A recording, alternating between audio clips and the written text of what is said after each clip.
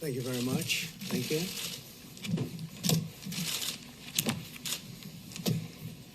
Good evening. I'd like to provide the American people with an update on our efforts to protect the integrity of our very important 2020 election.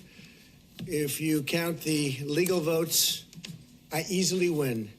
If you count the illegal votes, they can try to steal the election from us. If you count the votes that came in late, we're looking at them very strongly, but a lot of votes came in late.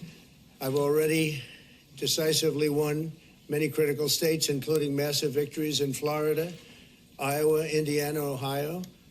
To name just a few, we won these and many other victories despite historic election interference from big media, big money, and big tech. As everybody saw, we won by historic numbers. And the pollsters got it knowingly wrong. They got it knowingly wrong. We had polls that were so ridiculous, and everybody knew it at the time. There was no blue wave that they predicted. They thought there was going to be a big blue wave. That was false. It was done for suppression reasons. But instead, there was a big red wave. And it's been properly acknowledged, actually, by the media. They were, I think, very impressed. But that was after the fact. That doesn't do us any good. We kept the Senate despite having twice as many seats to defend as Democrats. And in a really much more competitive states, we did a fantastic job with the Senate. I think we're very proud of what's happened there. We had many more seats to defend. They spent almost $200 million on Senate races in South Carolina and Kentucky alone, 2 races, and hundreds of millions of dollars overall against us. At the national level, our opponents' major donors were Wall Street bankers and special interests. Our major donors were police officers, farmers, everyday citizens. Yet for the first time ever, we lost 0 races in the House. I was talking to Kevin McCarthy today. He said he couldn't believe it. 0 races, very unusual thing, 0. And actually won many new seats with, I think, many more on the way. This was also the year of the Republican woman. More Republican women were elected to Congress than ever before. That's a great achievement. I won the largest share of non-white voters of any Republican in 60 years, including historic numbers of Latino, African American, Asian American, and Native American voters, the largest ever in our history. We grew our party by 4 million voters, the greatest turnout in Republican Party history. Democrats are the party of the big donors, the big media, the big tech, it seems, and Republicans have become the party of the American worker, and that's what's happened. And we're also, I believe, the party of inclusion. As everyone now recognizes, media polling was election interference in the truest sense of that word, by powerful special interests. These really phony polls, I have to call them phony polls, fake polls, were designed to keep our voters at home, create the illusion of momentum for Mr. Biden, and diminish Republicans' ability to raise funds. They were what's called suppression polls. Everyone knows that now. And it's never been used to the extent that it's been used on this last election. To highlight just a few examples, the day before election, Quinnipiac, which was wrong on every occasion that I know of, had Joe Biden up by 5 points in Florida, and they were off by 8.4 points, and I won Florida easily. So they had me losing Florida by a lot, and I ended up winning Florida by a lot. Other than that, they were very accurate. They had him up 4 points in Ohio, and they were off by 12.2 points. And I also won Ohio, great state of Ohio, very easily. And the Washington Post said Biden up 17 points in Wisconsin, and it was basically even. They were off by about 17 points. And they knew that. They're not stupid people. They knew that. Suppression. There are now only a few states yet to be decided in the presidential race. The voting apparatus of those states are run in all cases by Democrats. we were winning in all the key locations by a lot, actually. And then our numbers started miraculously getting whittled away in secret, and they wouldn't allow legally permissible observers. We went to court in a couple of instances, and we were able to get the observers put in. And when the observers got there, they wanted them 60, 70 feet away, 80 feet, 100 feet away, or outside the building to observe people inside the building. And we won a case, a big case, and we have others happening. There are lots of litigation, even beyond our litigation. There's tremendous amount of litigation generally because of how unfair this process was. And I predicted that. I've been talking about mail-in voting for a long time. It's really destroyed our system. It's a corrupt system, and it makes people corrupt even if they aren't by nature. But they become corrupt. It's too easy. They want to find out how many votes they need, and then they seem to be able to find them. They wait, and then they find them. And you see that on election night. We were ahead in vote in North Carolina by a lot, tremendous number of votes. And we're still ahead by a lot, but not as many, because they're finding ballots all of a sudden. Oh, we have some mail-in ballots. It's amazing how those mail-in ballots are so one-sided, too. I know that it's supposed to be to the advantage of the Democrats, but in all cases, they're so one-sided. We were up by nearly 700,000 votes in Pennsylvania. I won Pennsylvania by a lot, and that gets whittled down to, I think they said now we're up by 90,000 votes, and they'll keep coming and coming and coming. They find them all over, and they don't want us to have any observers, although we won a court case. The judge said you have to have observers. Likewise in Georgia, and they're appealing. Actually, they're appealing. We won a case that we want people to watch, and we want observers, and they're actually appealing, which is sort of interesting. I wonder why they'd appeal, that all we want to do is have people watch as they do the vote tabulations. Likewise in Georgia, I won by a lot, with a lead of over getting close to 300,000 votes on election night in Georgia. And by the way, got whittled down, and now it's getting to be to a point where I'll go from winning by a lot to perhaps being even down a little bit. In Georgia, a pipe burst in a faraway location, totally unrelated to the location of what was happening, and they stopped counting for 4 hours, and a lot of things happened.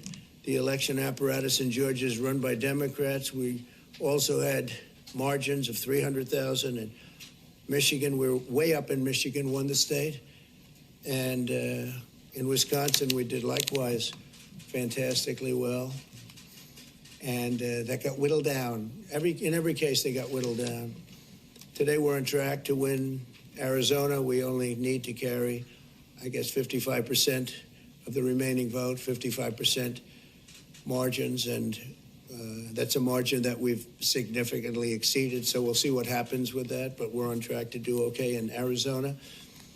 Our goal is to defend the integrity of the election. We'll not allow the corruption to steal such an important election, or any election for that matter, and we can't allow anybody to silence our voters and manufacture results. I've been doing a lot of public things for a long time. I've never had anything that's been as inspirational, by people calling, talking, sending things to us. I've never seen such love and such affection and such spirit as I've seen for this. People know what's happening, and they see what's happening, and it's before their eyes. And there are many instances which will be reported very shortly. There's tremendous litigation going on, and this is a case where they're trying to steal an election.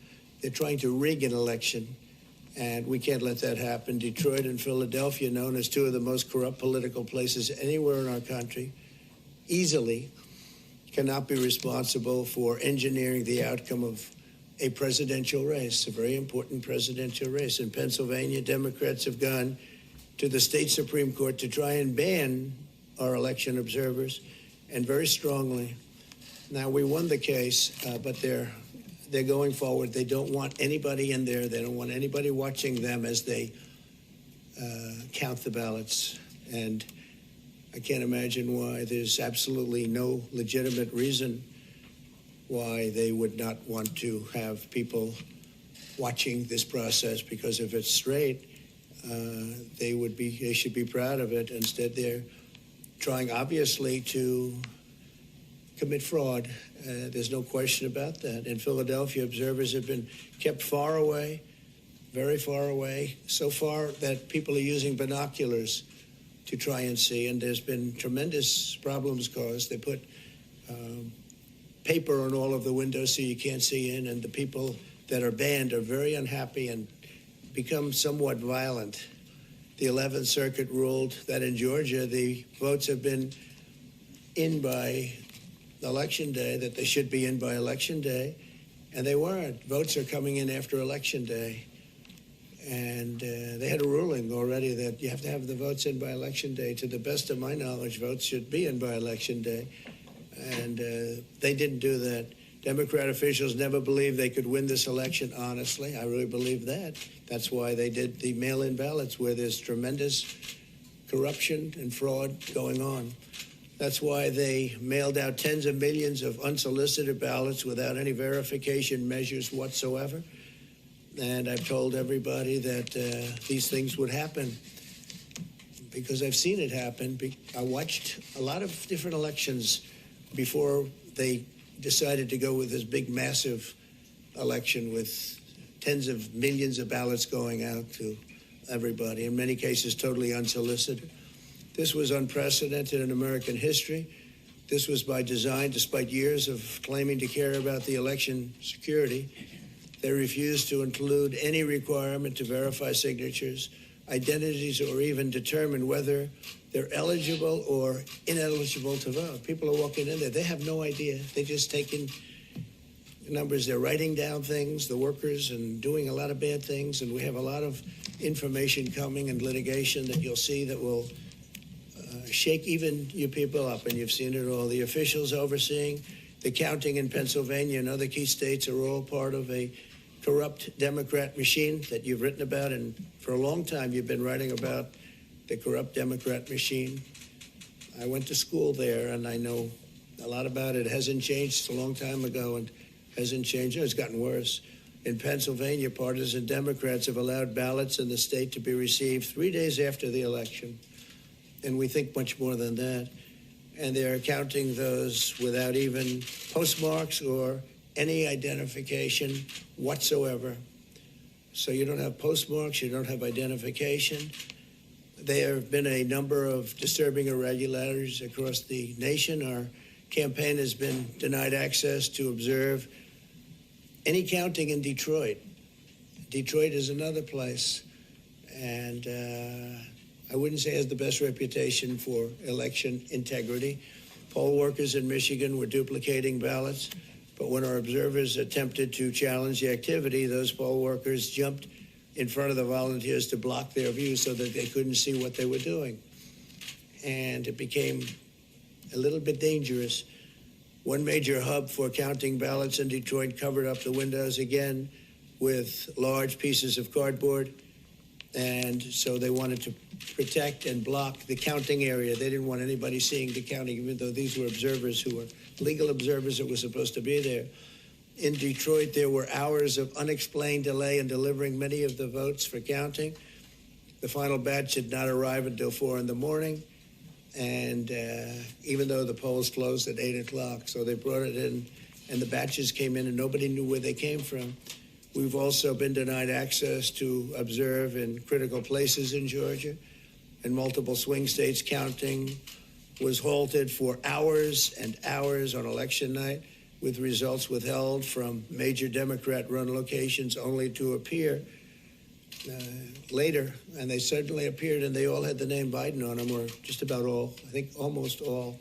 They all had the name Biden on them, which is a little strange. I challenge Joe and every Democrat to clarify that they only want legal votes, because they talk about votes, and I think they should use the word legal votes. We want every legal vote counted, and I want every legal vote counted. We want openness and transparency, no secret count rooms, no mystery ballots, no illegal votes being cast after Election Day. You have election day, and the laws are very strong on that. You have an election day, and they don't want votes cast after election day, and they want the process to be an honest one. It's so important. We want an honest election, and we want an honest count, and we want honest people working back there because it's a very important job. So that's the way this country is going to win. That's the way the United States will win. And we think we will win the election very easily. We think there's going to be a lot of litigation because we have so much evidence, so much proof, and it's going to end up perhaps at the highest court in the land. We'll see. But we think there'll be a lot of litigation because we can't have an election stolen like this. And I tell you, I have been talking about this for many months with all of you, and I've said very strongly that mail-in ballots are going to end up being a disaster. Small elections were a disaster. Small, very easy-to-handle elections were disastrous. This is a large-scale version, and it's getting worse and worse every day. We're hearing stories that are horror stories, absolute horror stories, and we can't let that happen to the United States of America. It's not a question of who wins, Republican, Democrat, Joe, myself. We can't let that happen to our country. We can't be disgraced by having something like this happen. So it will be hopefully cleared up, maybe soon, I hope soon, but it'll probably go through a process, a legal process. And as you know, I've claimed certain states, and he's claiming states, and we can both claim the states, but ultimately I have a feeling judges are going to have to rule. But there's been a lot of shenanigans, and we can't stand for that in our country. Thank you very much.